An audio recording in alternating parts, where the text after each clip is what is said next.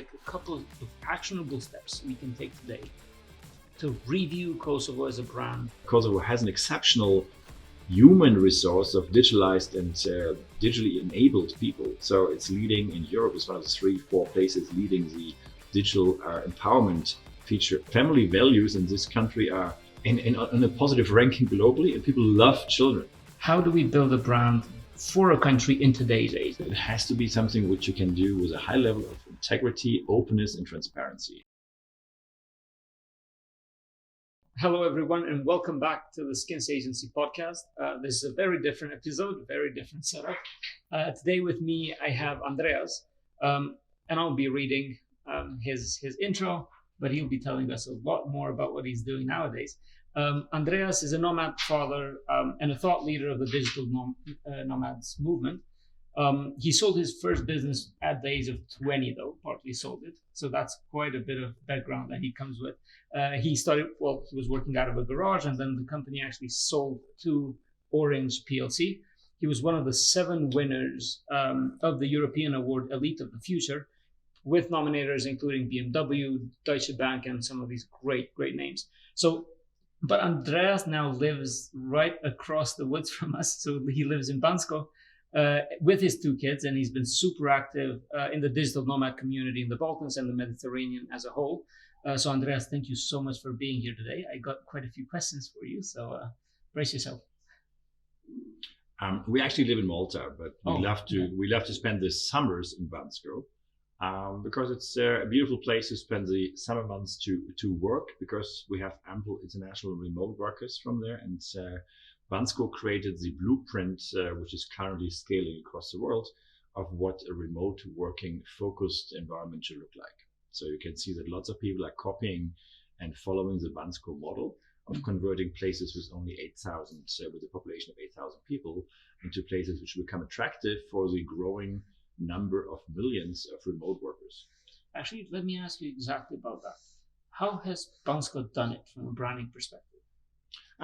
They had a team of an Austrian guy called Uwe, Matthias, and a local lady. And so they actually started it in 2016, 2017. And they just started originally by creating a small co-working space, and that exponentially grew. And I'm sure that the intensity of the German guy of the team is the one which carried it all the way through. And now he created something like a Bansko festival every year, or Bansko Nomad Fest, as he calls it, which is every year so far more than doubling the number of participants. And he created multiple co-working spaces in Bansko. And that model was followed through by some British people who created a few, by some local Bulgarians who created 2. And so that is what actually triggered the first layer of Bansko, where we are probably right now at the Bansko 2.0 level. That makes it the place with the most co-working places per inhabitant and the largest world schooling community. And I think a year-round international base for remote workers and digital nomads. So to that point, though, does the product precede the brand, or the brand the product? Because you mentioned they first built the sort of the co-working space, and it started from there. Taking the Pristina's approach, we just had Manifesta, the biannual, and they first came here, and then they looked at the environment, and then sort of first it was the biannual's brand that brought everybody here, but then through the biannual they started mapping out places in the city that could be reworked for this kind of purpose. So does the product precede the brand, or the brand precedes the product? I think probably that depends. So you see tons of examples. The Bible was not printed before Jesus appointed the 12 apostles, right? So you have multiple variations and can do many things depending on how you want to do it.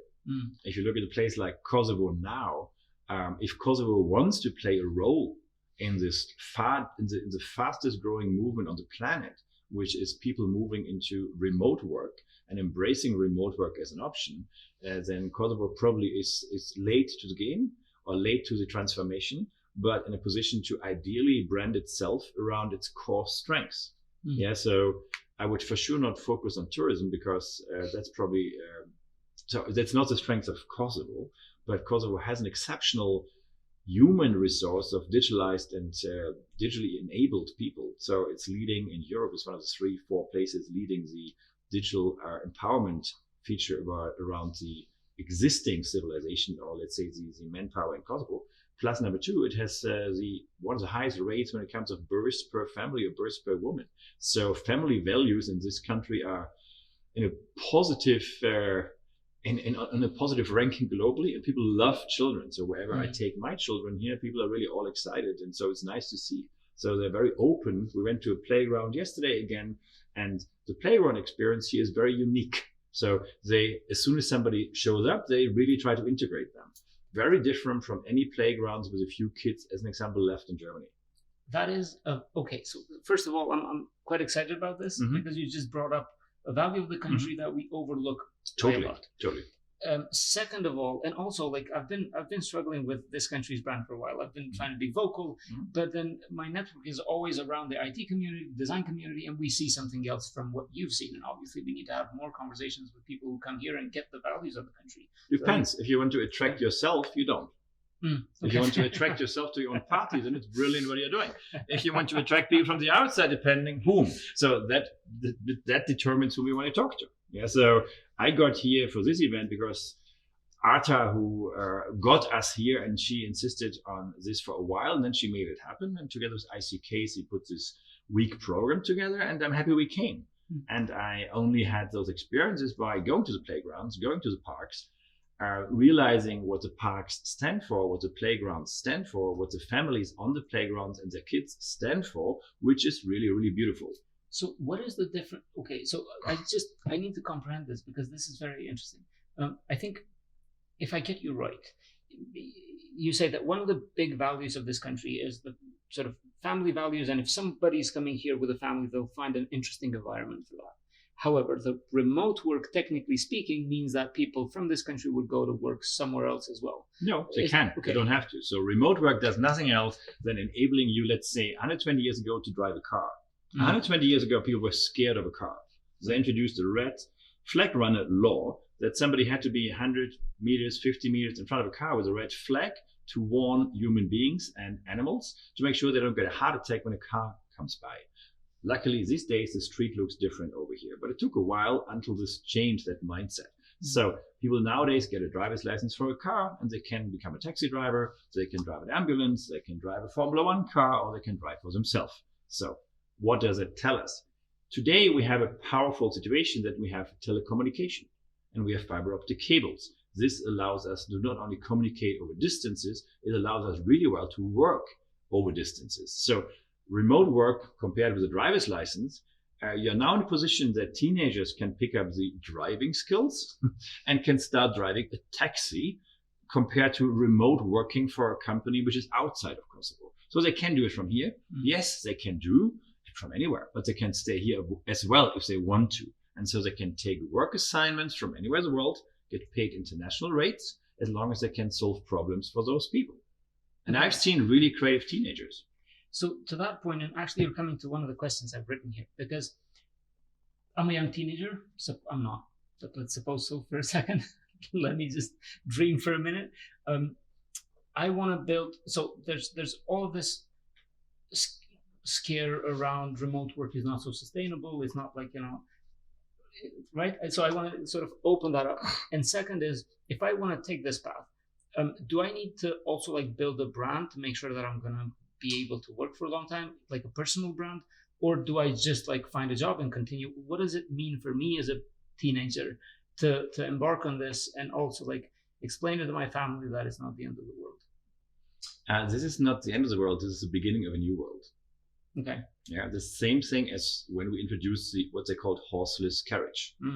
It transformed civilization by introducing engine capacity to wheels, and many other aspects which now create planes, create automation, create industrial production. So let's see what happened since we introduced engines. Yeah, so that is a similar situation we have right now, just on the larger scale, with remote work. So with current physical or non-remote work, you depend on the job opportunities within a radius which you can reach daily.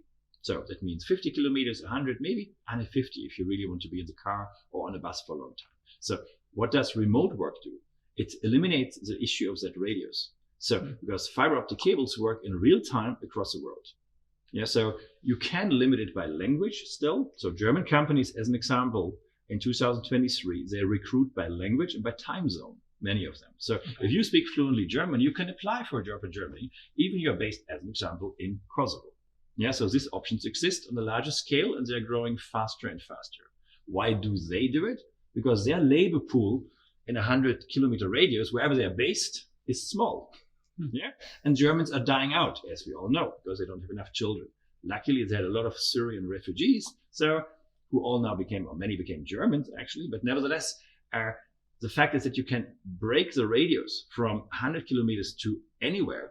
That's a powerful feature. This is the power of remote work. So if you talk to your parents, we are now enabling you to work for whomever as long as the fiber optic cable works. So that is a core. If that works, you can work for any time zone. Yeah, you might have to get up in the middle of the night if this is what you get a kick out of, or you take time zones which are adjacent to your daylight schedule. That's your choice. The language is obviously a relevant factor, but the rest is up to you. Opportunities are here.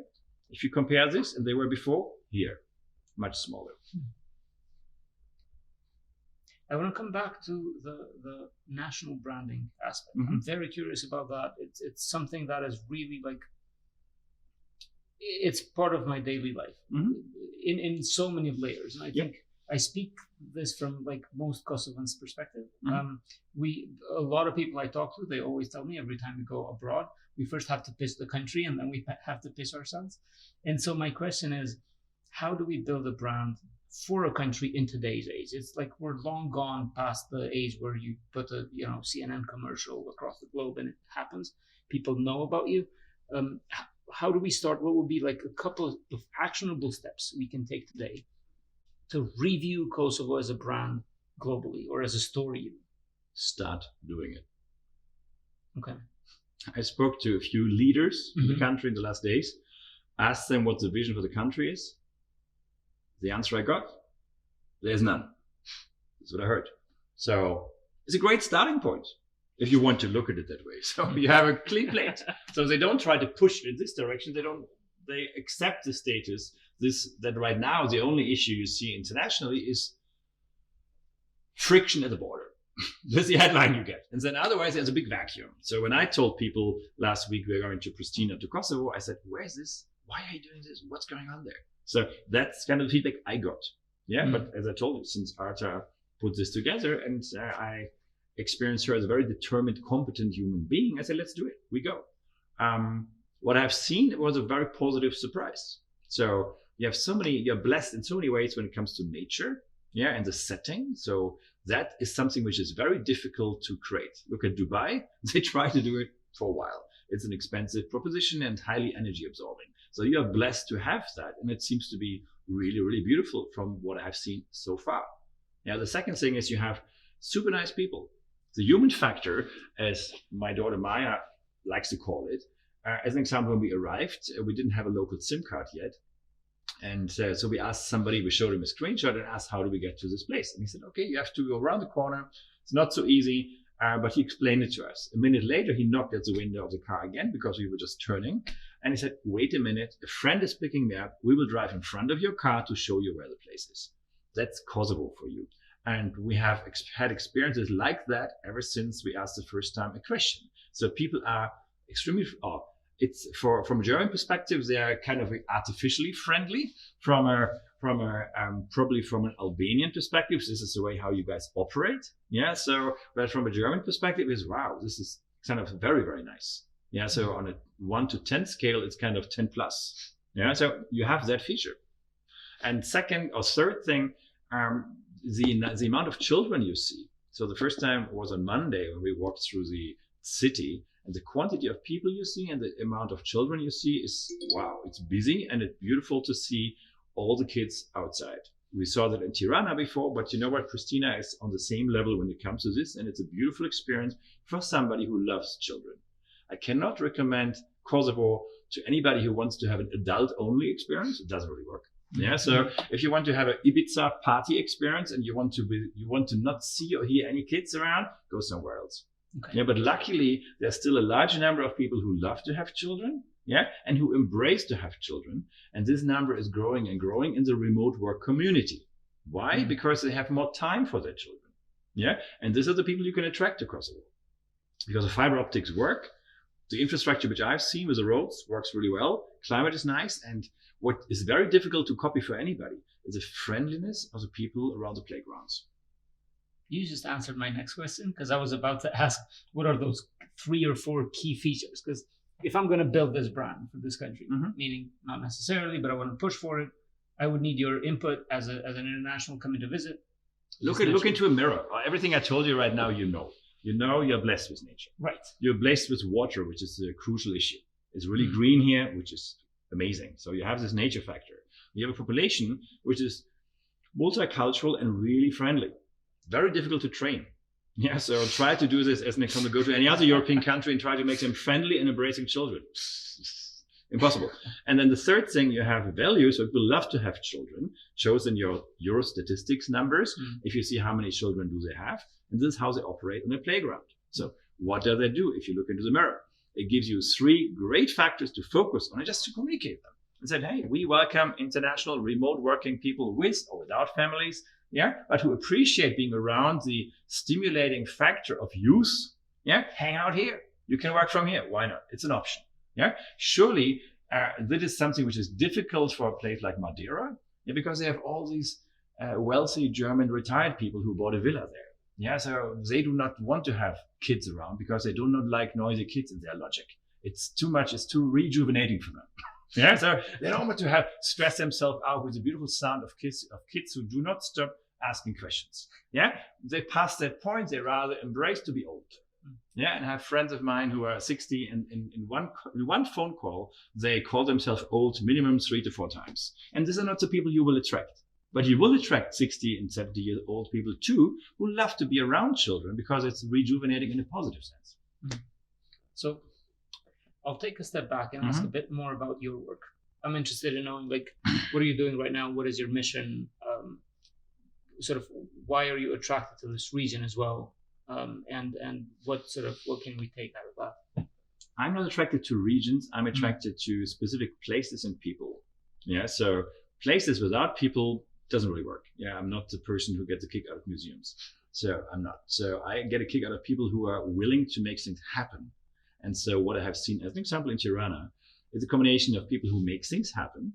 Look at the city and what they did with the art in the city, with resetting a city. So the leadership of Tirana is pretty exceptionally good in many, many ways. So that's one thing. Second, if you find that people who are there who embrace something like children, which is, for my belief, the one core target group to actually boost humanity, is embracing children at an early stage, allowing them to be who they are instead of us telling them what to do, yeah, or how to operate. So let them be the best version of themselves.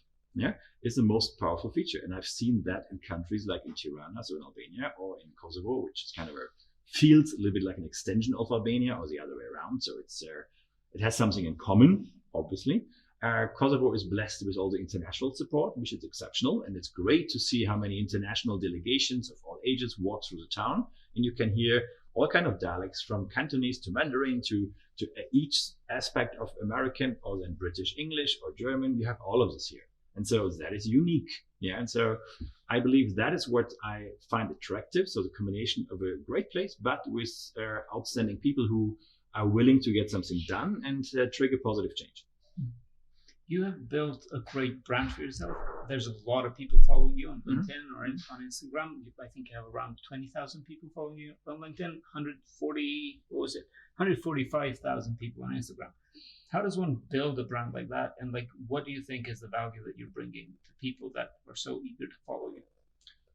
I believe I'm old enough. So if you probably have done what I did for the last 30 plus years, certain people claim that's too much for one lifetime. I just enjoy doing it. And I believe I started doing projects and things I believe in at the age 15 and before.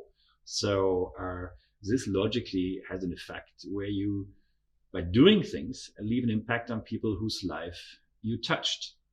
Yeah. So in my definition of wealth, I'm not interested about account statements in general. My definition of an account statement is not necessarily that your net present value is based on your assets, but I really believes that the net present value of a person is measured by the number of people he positively impacts in one lifetime. Yeah, so, and I've been doing this for a while. So if you do this for 30 plus years, then probably the numbers are actually small. Yeah, but Instagram and LinkedIn, this kind of things have not been around forever. So I started during days when it was analog, and when leaving a message on an answering machine was kind of sophisticated telecommunication. So this is when I started. So this started in the 1980s. So from that perspective, I believe the numbers you mentioned before seem maybe high or low, depending on how you look at it, but they are actually irrelevant. Yeah. So at the end of the day, the question is, what will you be remembered for? And probably one of the things which I'll be remembered for is to connect people and to connect projects, and actually to take projects to a level where people love to scale them and make them sustainable, so they become actually self-sufficient and keep triggering positive change. Are you very structured around that? So around that vision of being remembered for that, or does that happen organically? I think everything which lasts is happening organically. Otherwise, it will start cracking and falling to pieces. That's a great answer. I needed to ask that because I think that resonates a lot on, first of all, companies having a vision, writing a vision, being just so adamant about it. People who, there's a lot of people, and even especially now with, like, we have a lot of identity crisis as a whole social phenomena that we're having right now. And so we're somewhere in between, either not being structured at all or trying to take too much structure out of fear of losing grounds. And I think, having you here as a testament to what I feel is an optimum, right? Because there seems to be a vision, but it's you're moving organically towards it, not necessarily highly structured. Might be a way to do it, but I'm not sure how does that translate to practical terms for someone who's struggling with the in-betweens, be that a company or an individual. Struggling is something which I believe we create through our mind. So, you slept last night? Pretty well. Good. How did you coordinate the number of breaths you took? Okay, was it structured? Not at all. Good. So the most important thing for you to sit here this morning is that you were actually breathing last night. And so the most important thing, you trusted the universe, life, and your intuition that you will do it well. So I believe that we have to take a more human approach, and we should remind ourselves of the fact that the most important things in our life, we trust. We trust that they will work out well. And this trust is a given factor to us as human beings on birth, or maybe conception. So if you go back and look at your birth, you were squashed through your mother's biological exit tunnel, and you trusted that everything will be fine. And somebody told you, by the way, from now on, you have to feed yourself. Yeah, you're not anymore connected to an umbilical cord. You have to breathe for yourself. And probably somebody even slapped your bum. Yeah, and so you were still excited to live. Otherwise, you wouldn't be sitting here. So the most fundamental things which you did to be here today, including last night, you do because you do them and you don't structure them. So I believe it's important to remind yourself that all we can do is navigate through the life in the way how we actually operate as core features. So trust and see as far as you can see. And for me, a mentor of mine once explained to me, this is like navigating in the fog. Yeah, you can only see 10 meters, and you have to accept that after 5 meters, you see something new. And you might have to change your direction. Yeah, so if you take that comparison of navigating in the fog, then you accept the fact, yes, you can structure something for as much as you can see now. But as soon as you start moving, you might have to readjust it. Yeah, and that's okay. Just to accept that as a normal feature, I believe, is something which we forget today in the way how we educate ourselves, how we educate our children, and we even tell them not to trust themselves. Yeah, so we allow them to crawl, then we allow them to walk. Yeah, as we allow them even to run. But as soon as they climb, we say stop. Yeah, and so that's ridiculous. So I think it's important that they climb and they take calculated risks in a safe environment. But we shouldn't stop them from climbing. Yeah, and so that is the same in the way how we operate when it comes to companies, corporate decisions, etc., etc. The most successful projects I have been involved in, often the business plans were written afterwards to justify actually the projects, also raise some additional money, and to make sure that there was something explainable, which made it look more structured. And de facto, they were all kind of operating in an intuitive manner and often very intuitively. I'll take my own perspective. Trusting the world is not the easiest thing to do. It's your choice. Well, not necessarily. So let me expand. And that's why I think this was a bit of a contention point even yesterday when we were having a conversation. Now, I really want to sort of tackle this because, look, I grew up in Kosovo, went through war. We've seen some stuff. And in those situations, when you see people being tortured in front of you, or, you lose trust in people and in the world. It's not like you can just decide to flip the switch and now trust, because it's intrinsic within us. Fear is intrinsic to us. It's very hard to just start thinking positively when there's a gun to your head. So what does that mean? Like, how do we navigate around that? Because I don't think it's that very simple, despite the, if we take the Buddhist approach or most sort of religious approaches, that would be the way to do it. And I think in a more enlightened state of being, that's what happens. But when physical reality kicks in, there's something else there. And it's your choice. But if you look at Rwanda, and how they dealt with very difficult environments in very recent violent history. If you look at Germany, so I'm the grandchild of the people who tortured others and who killed others, and later when you ask them questions, couldn't explain why they did it. So all of this happens because we all are we have both aspects in us. We have the dark side and we have the light side. So, and you can decide how you want to live your life. You can stay on the dark side and be concerned and don't trust people, or you can live on the light side. So it's your choice. You have that choice every day. You could have been last night sleepless because you are not sure if you will breathe, yes or no. You could. And I'm sure there are people around to have that. They don't sleep because they're not sure if they continue breathing. So that's one way to spend the same night. You decided not to do it, and this is why you probably slept well and why you're sitting here right now. Both things are totally valid. I just decide for myself that it feels so much better for my well-being, for my immune system, for all the children I have, and for all the people I enjoy impacting this lifetime, that for me, light is essential. How do you navigate them, advertising, messaging, all of that's geared around fear? There's a lot of brands that do that consistently, and don't watch it. How do we choose to do that? It's not necessarily within our choice. I was trained in financial services, especially in insurances. If you look at the risk analysts and so on, from their perspective, you wouldn't parachute. So what I did after my apprenticeship, I got a parachute license. The parachute license in Germany takes you 6 weeks. I went to the Netherlands, you can do it in 72 hours. So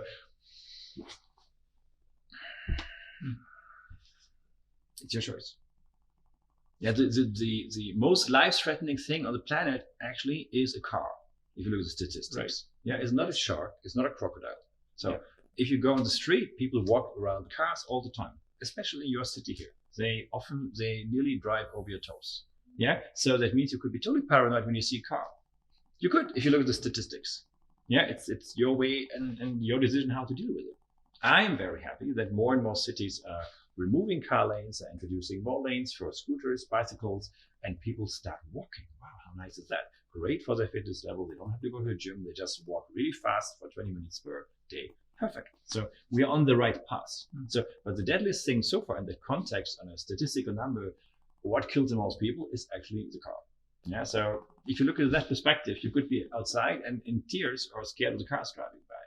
And some people in the Balkan area whom I experienced driving, that's even highly justified. Yeah. So I can see that point. So, but you have to take a choice. Or you don't have to, but you do in any case, even if you don't consciously take it. Right. The way how you embrace it is your decision, which determines your day and your night. So I run a brand strategy agency. We help companies sort of build a sort of like narrative around themselves. How do I do it? Like, what would be a couple of things that you would say? Here are 3, 4 things. Look at those before you start doing this with companies, so that you don't instill fear in people, but more like you open up this opportunity for a positive view of the world through that brand. It determines which clients you pick. If you want to pick insurance companies, then you have to instill fear in people. Yeah, so this is the basic model in which they operate. Yeah, so if you want to sell safety gear or kind of alarm systems, then you have to operate on the fear model because this is how it works. Yeah, so but it's really a question of which clients do you pick. So if they are prospering based on the fact that people are being paranoid and want to add another layer of perceived security, then they can. Yeah, so if you, as an example, grew up in Germany, and I was trained in insurances, and you go to other countries like Indonesia, and you see there are over 200 million people who are not even aware of 80% of the insurance products. Yeah, and then you see, wow, they're all healthy. In any case, when I lived there for 2 years, and they were not obese. Yeah, and so, wow, they don't have dietary advice. No, because they just buy their products locally. Yeah, so we have today 80% of the products you buy in the grocery shop, as an example, in Germany, didn't exist 80 years ago. Yeah, but 80% of the diseases which we have didn't exist either. So, but this is not a conclusion which most people want to look at, or they don't want to look at history and look at the simplicity of those facts. So, if you pick your clients, pick your battle, or battle is wrong, then not battle, but pick your formula. If you want to sell slimming products, then you depend on people eating the wrong food. Otherwise, you don't need slimming products. Yeah, we are not designed, we as humans are not designed, our underlying model is not to be fat. It's not. And if you look at the photos from the 50s and the 60s and 70s, you see it everywhere. So we changed our habits, and we bought new products which we believe are great food products, and we didn't realize, by the way, they might not be. Yeah. So it really depends on which customers you pick. You can perfectly successfully, economically successfully operate on the fear side or otherwise. It's your choice. But does that then mean that you don't have an insurance, you don't buy the gear? Because initially you said like remove all the fear, like just don't look at the fear, right? And now I need insurance. So do I buy insurance? How do I do that? You know what? I'm still German deep inside, so I still like to have certain things if shit hits the fan, so that I can call somebody. That's how I operate. But you know what? It's not something which keeps me mentally busy on a daily basis. Okay. Yeah. And I'm not saying that wherever I go into other countries, I now have to preach that everybody needs these insurance packages. No.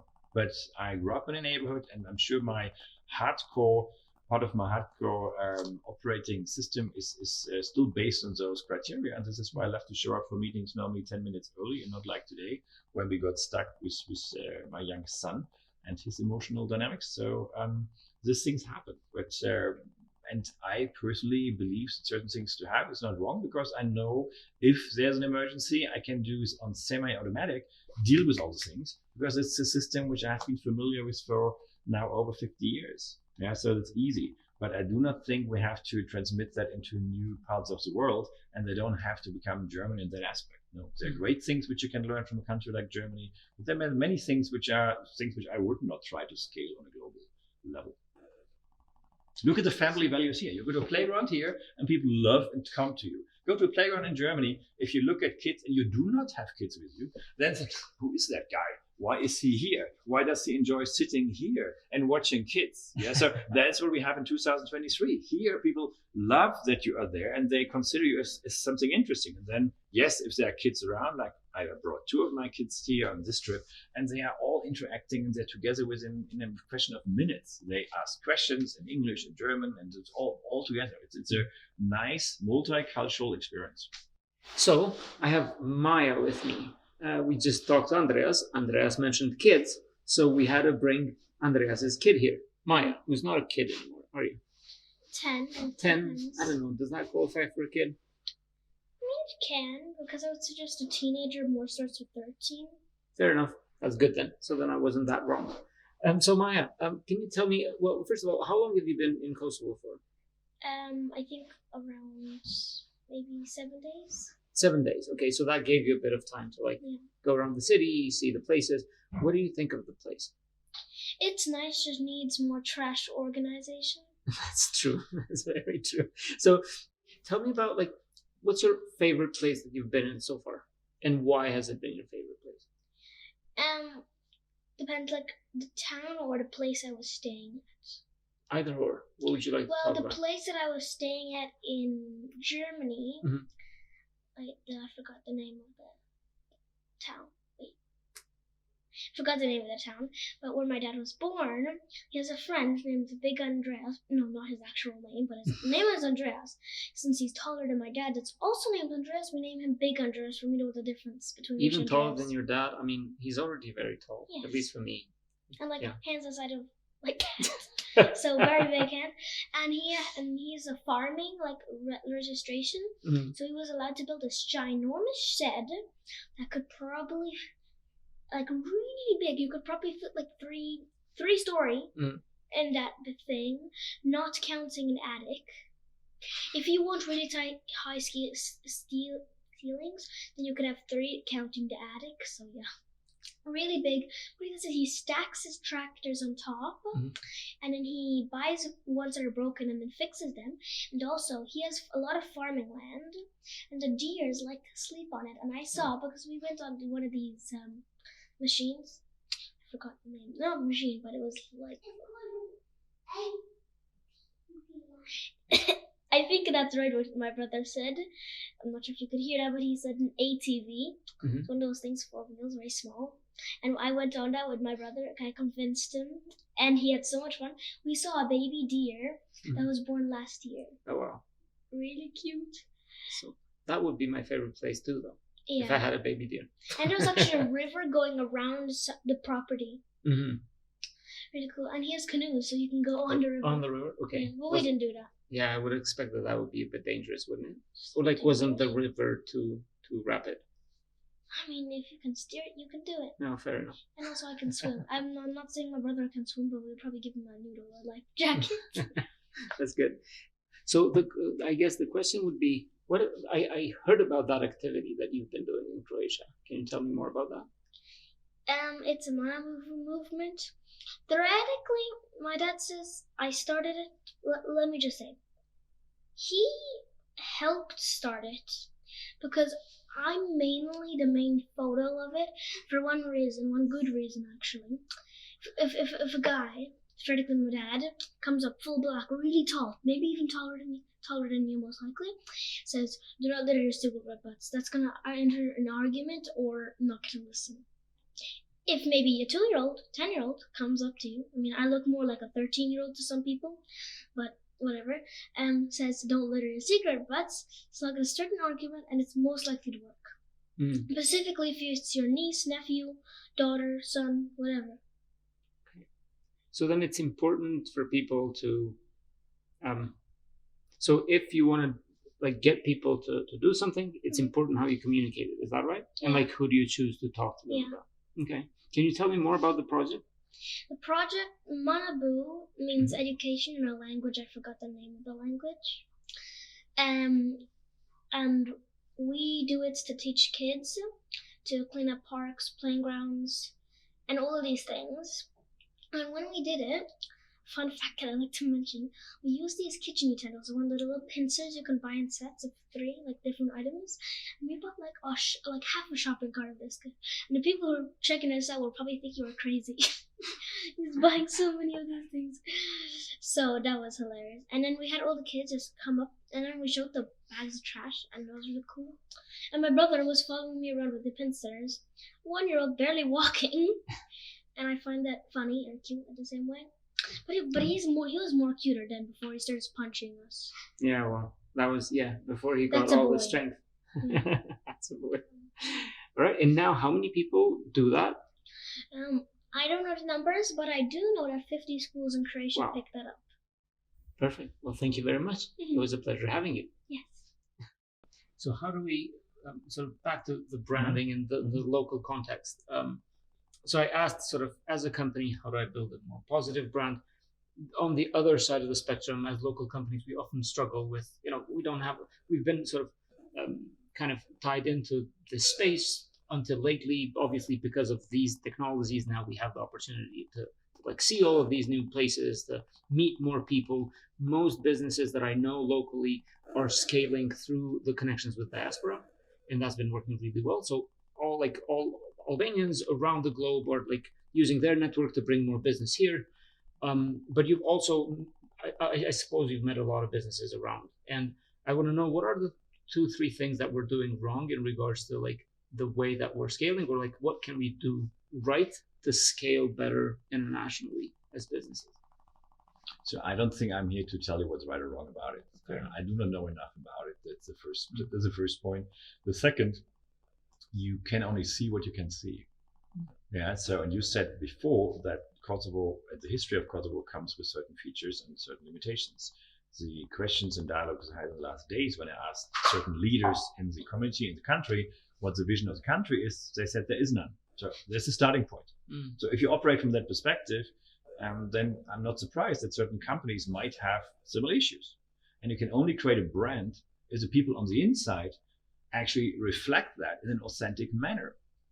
Yeah, if somebody comes from a funeral home, yeah, it's very difficult for him to probably promote a nightclub. Yeah, so because the energy he has is attracting or dealing with people who are in grief. Yeah, this is what he's attracted to. So he's not going to be authentic probably in a few other things. Yeah, and so it's crucial to look at who are the people behind it. If they really want to do, if they want to do blue, it's great. If they want to do green, it's green. If they want to do red, it's red.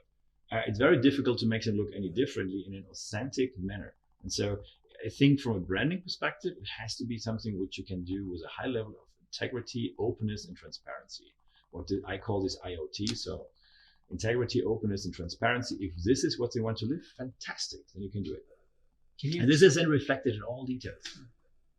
Can you expand on those three keywords? Sure. What do they mean from like either like an interpersonal perspective or a state level perspective? Integrity, I think you if you don't have integrity, you don't have to do the most things because it doesn't help. Because if you don't walk the talk, if you don't mean what you say, you should better keep your mouth shut.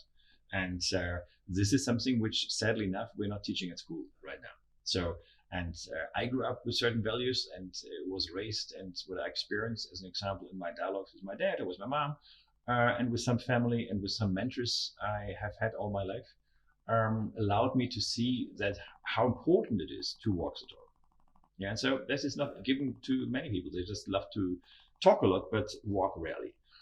Openness, I'm very open. I try to be open on many aspects, and others maybe not. But I think in general about the things I do and the projects I support, I'm very open, and I boost this in being transparent by actually posting about things, communicating about it. So it's not a closed book. Yeah. So, and this is something which boosts, I think, a project and people. If you do all three, it's pretty unstoppable. Yeah, but tons of people, as an example, get sponsored and do this and do that, and then talk about it and talk about about the content, but don't mention that they actually got paid for it. Yeah, and so that is crucial to differentiate. And by law, you have to do it in the EU. Many people don't do it, and that's, I think, a missing factor. If somebody gives you 10 bottles of champagne for free, and you then talk about that champagne experience, you might want to mention that you got 10 bottles for free, which is maybe why you are more happy to talk about it. And then there's nothing wrong about it, but you should actually communicate it. This is nice in the sports sector. So if you see a Formula One driver, he has a shirt with all the logos, so there's no question asked. Yeah, but you see some other people who are on stage somewhere who don't even bother to do it, and it's not the way how it should be. There's this meme. I'm not sure if you've seen it of like. They said, so they put a Formula One driver and then they put a politician and then they superimpose the Formula One sort of dresses. Wouldn't it be easier? Yeah, exactly, right? But, so you know what policies are being pushed forward. It's just as simple as that. You will see during our lifetime, and we're not far off, that people, like right now, they work all these reality TV shows, etc., with weekly updates. They can vote people in and out based on certain performances. We will have that level of transparency on politicians soon. Yeah, because you can monitor and say, what is the promise they did for the election campaign. Then they see weekly, monthly updates. How much do they deliver? And if you don't deliver 80%, you automatically are disqualified from a re-election. So these things are coming. And we are able to monitor people's spending patterns. It's not difficult. So you can monitor how much money people spend. And Italians have been doing it 20 years ago. If you cannot explain how certain assets came into your life, they just confiscate them. And if you're not able to come with a valid explanation in 90 days, the state just keeps them. So life can be so simple in a transparent society, and we have now all the tools for it. Yeah, it's just a question of if somebody wants to put them together, then life will be much simpler. And management of projects, companies, and countries will be by far more transparent. So I think yesterday, and correct me here if I'm wrong, but I felt like in the conversation yesterday, you're one of the very few people who actually maybe advocate is the wrong word, but are pro a citizen score or something like that. It's not a citizen score, but whom do you trust if you want to buy a car? You call probably a friend who has an idea about cars, right? So that is kind of a score if you want to look at it, because there's a trust relationship. So you should be able to opt in. You don't have to do it. But if I love to share my credit score, or if I love to share my score or my experience of having stayed in people's places, that I keep things more clean and in better shape when I leave, that makes it by far more compelling for certain landlords or certain guest house owners who say, hey, I love Andreas to come and stay here because I know it's going to be a great experience for me. So that kind of transparency is a given factor in 2023. Yeah, and that allows you, in America, they call it a credit score. Yeah, and so they set up a credit card for their children and they start using it for 20 years. So when they're actually 20, they have an amazing credit score. Yeah, so they orchestrate that in very creative manners, but which are legitimate. So what I'm trying to, or the core thing in 2023, we have the option, like what you do when you buy a car, you ask somebody who knows more about it, that you have the same feature in all aspects of your life. If you want to be transparent about how you drive your car, the car insurance will love it. Yeah, because if they know that you are somebody who drives in a chilled way, more in a meditation style, all good. If you don't, and you're one of the maniacs, that's okay too. Then you will probably not press the button for transparency, but you pay a premium, which is 3 times more expensive. But everybody else who is not a maniac driver, who is happy to drive in a transparent manner, will press a transparency button. And the transparency button transmits the information that I drive in a civilized style, number one. Number two, if somebody tries to steal my car, very transparent. They say, you know what, we just stop the car at the next traffic light. It's not difficult to do those things. That practically removes all the layers of trust that we have today among people. Like, why you opt in? What I said, you can press a button. You don't have to. Right, but like, isn't that so? So the credit score, I think, and here I might be completely wrong, but I think the credit score has been a major issue for minorities in America. It's a nightmare. And not only in America, it's the same in the UK. This is why WhatsApp exists, why companies like Revolut exist, because people were not given a bank account. Exactly. So Revolut and the likes decided to trust people despite their credit score. No, Revolut decided to set up a system because he needed it for himself. Yeah, well, so that's for a situation. They solved the problem where they faced the kind of prejudice in the British system and said, no, we have to change it. And so that is crucial. And yes, Revolut and a few other fintech or let's say digitally empowered banking solutions are extremely quick, extremely well organized and fun to deal with, which is with the dinosaur banking model which we have, often not the case. You can opt, you don't have to. Yeah, if you want to drive like a maniac, continue driving like a maniac. They will catch you in any case at a certain point. Cost. You don't get. It's the option. You can be. You don't have to. I just decide on certain aspects to be really transparent because I don't like to pay for everybody else. Right, but then we do this right now. It's now calculated in the entire portfolio of a car insurance model. Right. Yeah, but that's the thing. Like if I choose to not be transparent, I pay a premium, right? Which is unequal to saying that I'm troublesome as a person. I'll pay right up front for my troubles. Even if I just want to be a private person. You can be a private person. The only thing is that it shares with the system if you drive outside of any speed limits and other things, which people do not. The most people do not know what the impact is of driving at 50 kilometers per hour against a tree. If they would see what happens to the car, they would not take 70, because 70 you will not even find the person, or you'll find the person squashed. 100, all gone.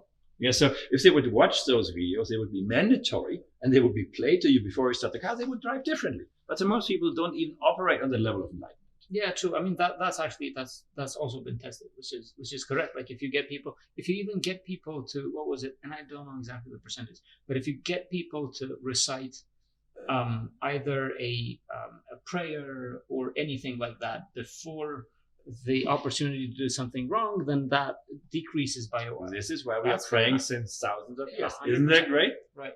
Exactly. No, I mean, fair enough to that point. But then for me, the reporting aspect of it is something I'm not very keen on. You know what? Nobody forces you to drive. You can just walk or get a horse. It's your choice.